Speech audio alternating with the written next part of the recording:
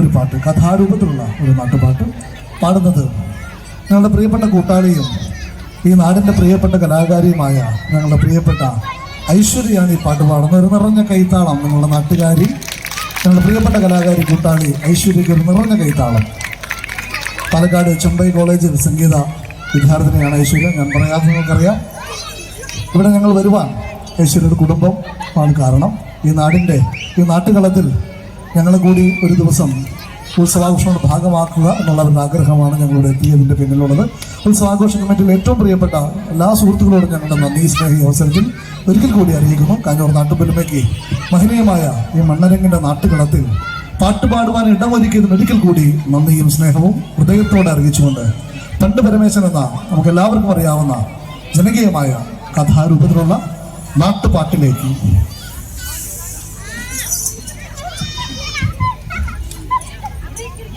തന്നാനെ നാനാനെ തന്നാനെ നാനാനെ തന്നാനെ നാനാനെ നാനെ തന്നാ തന്നാനെ നാനാനെ തന്നാനെ നാനാനെ തന്നാനെ നാനാനെ നാനെ തന്നാ തന്നാനെ നാനാനെ തന്നാനെ നാനാനെ